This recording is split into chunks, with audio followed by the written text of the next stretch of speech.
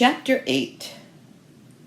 A few minutes before Lucia and Peppino drove off next morning from Brompton Square, Marcia observed Lucia's announcement in the Morning Post.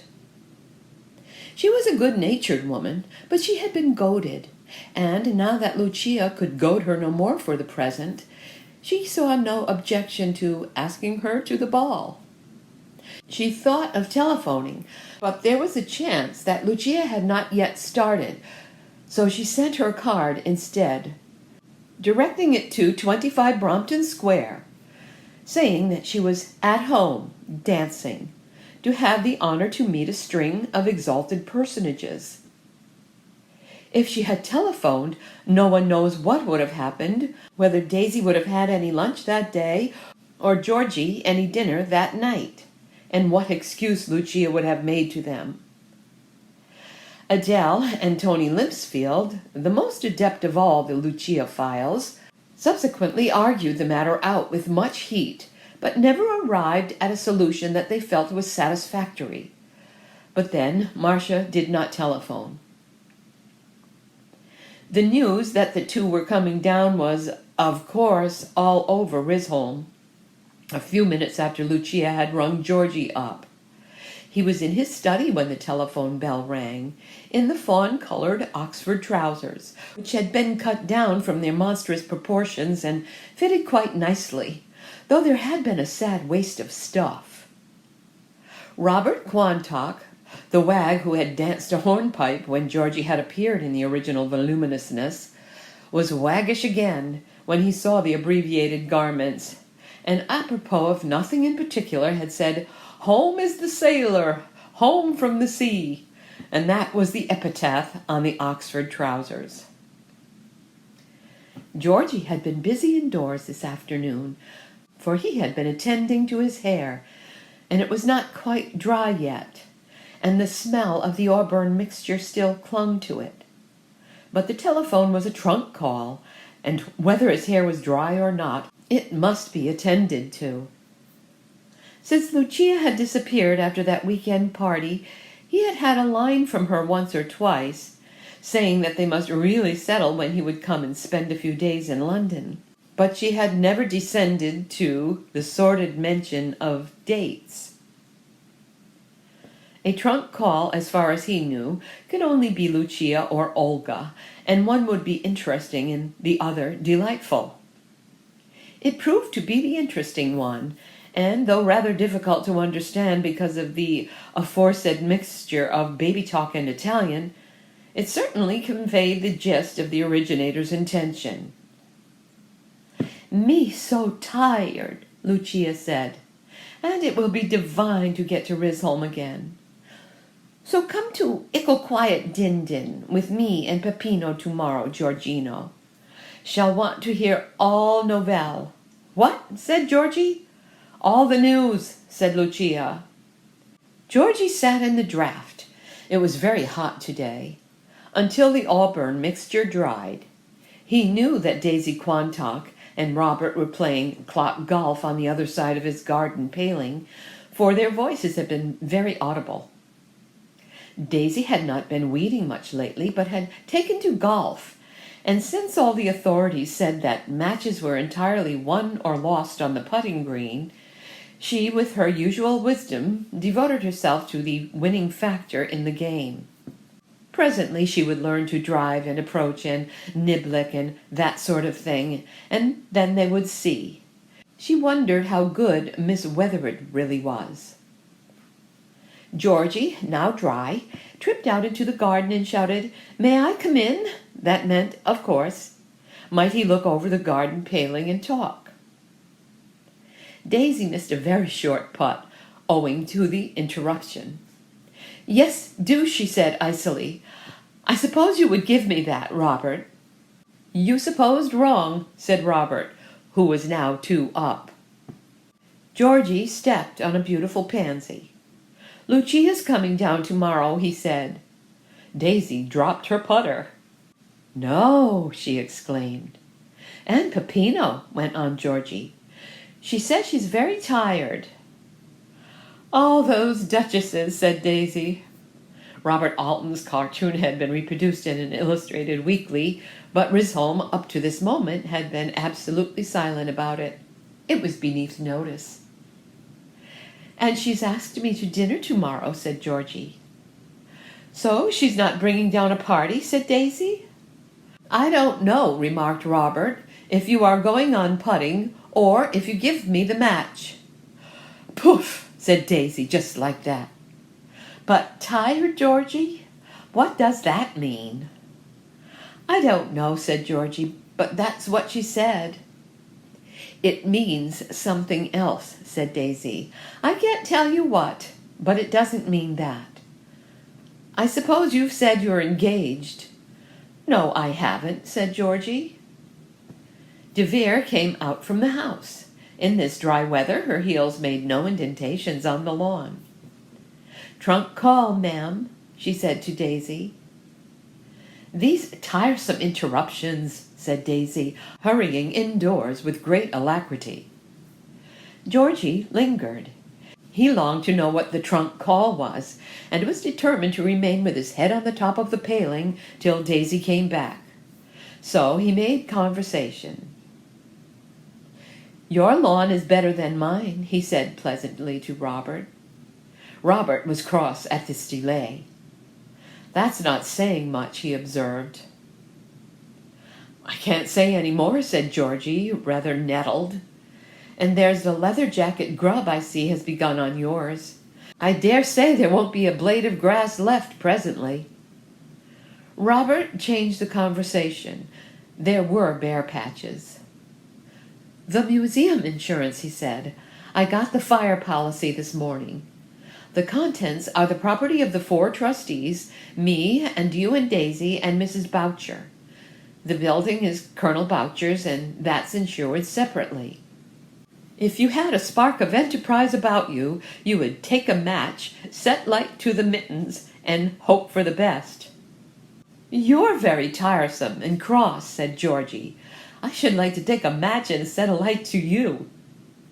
Georgie hated rude conversations like this, but when Robert was in such a mood, it was best to be playful. He did not mean, in any case, to cease leaning over the garden paling till Daisy came back from her trunk call. "Beyond the mittens," began Robert, "and of course those 3 sketches of yours, which I dare say are masterpieces." Daisy bowled out of the dining room and came with such speed down the steps that she nearly fell into the circular bed where the broccoli had been. The mignonette there was poorish. "At 1:30 or 2, said she, bursting with the news and at the same time unable to suppress her gift for withering sarcasm. "Lunch tomorrow. Just a picnic, you know, as soon as she happens to arrive. So kind of her. More notice than she took of me last time." "Lucia?" asked Georgie. "Yes. Let me see, I was putting, wasn't I?" "If you call it putting," said Robert. He was not often too up, and he made the most of it. "So I suppose you said you were engaged?" said Georgie. Daisy did not trouble to reply at all. She merely went on putting. That was the day to deal with inquisitive questions. This news, therefore, was very soon all over Riseholme, and next morning it was supplemented by the amazing announcement in the Times, Morning Post, Daily Telegraph, and Daily Mail that Mrs. Philip Lucas had left London for 2 or 3 days' complete rest. It sounded incredible to Riseholme, but of course it might be true, and as Daisy had said, that the duchesses had been too much for her. This was nearer the mark than the sarcastic Daisy had known, for it was absolutely and literally true that one duchess had been too much for her. In any case, Lucia was coming back to them again, and though Riseholme was still a little dignified and reticent, Georgie's acceptance of his dinner invitation and Daisy's of her lunch invitation were symptomatic of Riseholme's feelings. Lucia had foully deserted them. She had been down here only once since that fatal accession to fortune, and on that occasion had evidently intended to see nothing of her old friends while that Yahoo party, Yahoo was the only word for Mrs. Allingsby, was with her. She had laughed at their museum. She had courted the vulgar publicity of the press to record her movements in London. But Riseholme was really perfectly willing to forget and forgive if she behaved properly now. For though no one would have confessed it, they missed her more and more. In spite of all her bullying, monarchical ways, she had initiative, and though the excitement of the museum and the sagas from Abfu had kept them going for a while, it was really in relation to Lucia that these enterprises had been interesting. Since then, too, Abfu had been full of vain repetitions, and no one could go on being excited by his denunciation of Lucia as a snob indefinitely. Lucia had personality, and if she had been here and had taken to golf, Riseholme would have been thrilled at her skill, and have exulted over her want of it. Whereas Daisy's wonderful scores at clock golf, she was off her game today, produced no real interest. Degrading, too, as were the records of Lucia's movements in the columns of Hermione, Riseholme had been thrilled, though disgusted, by them, because they were about Lucia, and though she was coming down now for complete rest, whatever that might mean, the mere fact of her being here would make things hum. This time, too, she had behaved properly. Perhaps she had learned wisdom, and had announced her coming and asked old friends in. Forgiveness, therefore, and excitement were the prevalent emotions in the morning Parliament on the Green next day. Mrs. Boucher alone expressed grave doubts on the situation. "I don't believe she's ill," she said. "If she's ill, I shall be very sorry, but I don't believe it. If she is, Mr. Georgie, I'm all for accepting her gift of the spit to the museum, for it would be unkind not to. You can write and say that the committee have reconsidered it and would be very glad to have it. But let's wait to see if she's ill first. In fact, wait to see if she's coming at all first." Piggy came whizzing up with news, while Goosey shouted it into her mother's ear trumpet. Before Piggy could come out with it, Goosey's announcement was audible everywhere. "A cab from the station has arrived at the Hurst, Mamma," she yelled, "with the cook and the housemaid and a quantity of luggage." "Oh, Mrs. Boucher, have you heard the news?" panted Piggy. "Yes, my dear, I've just heard it," said Mrs. Boucher. "And it looks as if they were coming. That's all I can say. And if the cooks come by 11:30, I don't see why you shouldn't get a proper lunch, Daisy. No need for a cup of strong soup or a sandwich, which I should have recommended if there had been no further news, since you were asked to a picnic lunch. But if the cook's here now—" Daisy was too excited to go home and have any serious putting, and went off to the museum. Mr. Rushbold, the vicar, had just presented his unique collection of walking sticks to it, and though the committee felt it would be unkind not to accept them, it was difficult to know how to deal with them. They could not all be stacked together in one immense stick stand, for then they could not be appreciated. The handles of many were curiously carved, some with gargoyle heads of monsters putting out their tongues and leering, some with images of birds and fish, and there was one rather indelicate one of a young man and a girl passionately embracing. On the other hand, if they were spaced and leaned against the wall, some slight disturbance upset the equilibrium of one, and it fell against the next, and the whole lot went down like ninepins. In fact, the boy at the turnstile said his entire time was occupied with picking them up. Daisy had a scheme of stretching an old lawn tennis net against the wall and tastefully entangling them in its meshes. Riseholme lingered on the green that morning long after 1:00, which was its usual lunchtime, and at precisely 25 minutes past they were rewarded. Out of the motor stepped Peppino. in a very thick coat and a large muffler. He sneezed twice as he held out his arm to assist Lucia to alight. She clung to it, and, leaning heavily on it, went with faltering steps past Perdita's garden into her house. So she was ill. 10 minutes later, Daisy and Robert Quantock were seated at lunch with them.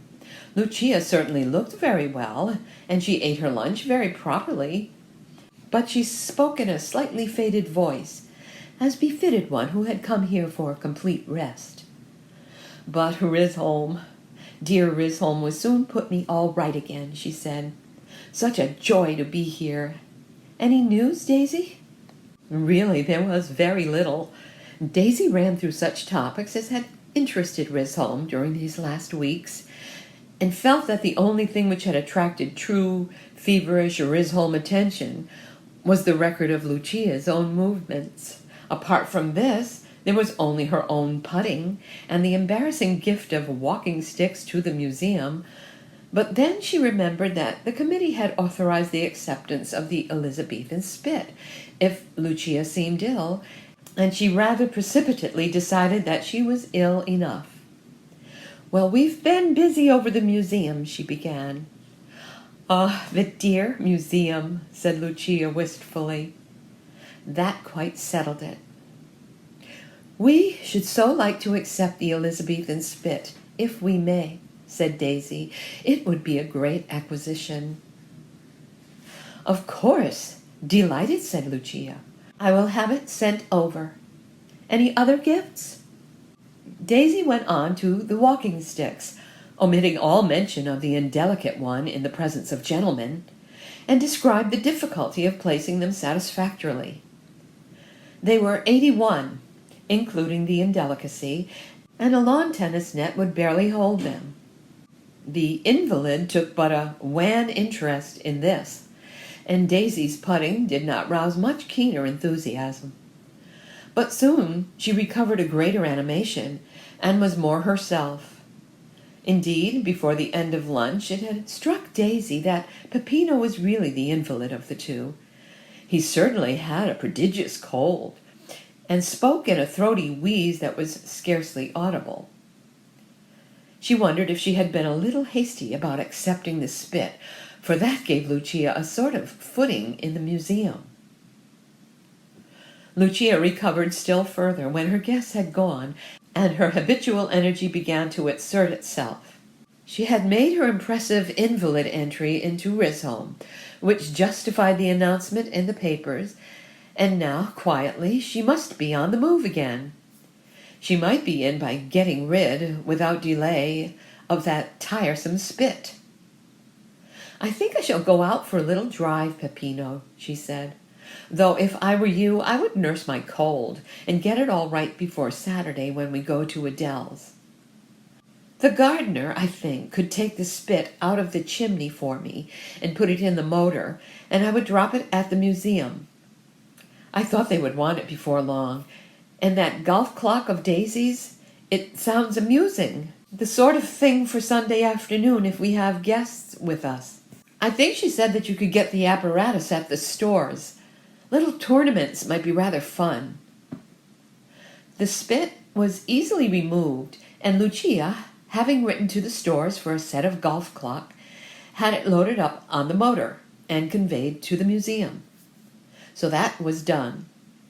She waved and fluttered a hand of greeting to Piggy and Goosey, who were gambolling on the green, and set forth into the country, satisfied that she had behaved wisely in leaving London rather than being left out in London. Apart from that, too, it had been politic to come down to Riseholme again like this, to give them a taste of her quality before she resumed, in August, as she entirely meant to do, her ancient sway. She guessed from the paucity of news which that arch gossip dear Daisy had to give that things had been remarkably dull in her absence, and though she had made a sad mistake over her week-end party, a little propitiation would soon put that right. And Daisy had had nothing to say about Abfu. They seemed to have got a little tired of Abfu. But Abfu might be revived. Clock golf and a revival of Ouija would start August very pleasantly. She would have liked X better, but Peppino was quite clear about that. Georgie was agreeably surprised to find her so much herself when he came over for dinner. Peppino, whose cold was still extremely heavy, went to bed very soon after, and he and Lucia settled themselves in the music room. "First a little chat, Georgie," she said, "and then I insist on our having some music. I've played nothing lately. You'll find me terribly out of practice, but you mustn't scold me. Yes, the spit has gone. Dear Daisy in the museum was most anxious to get it, and I took it across myself this afternoon.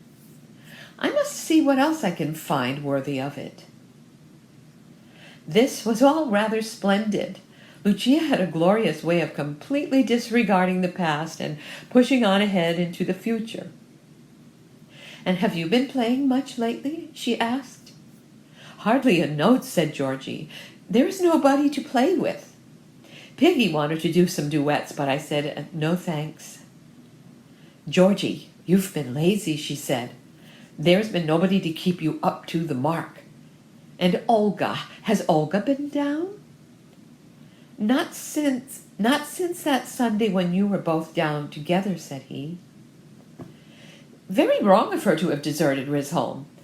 But just as wrong of me, you will say. But now we must put our heads together and make great plans for August.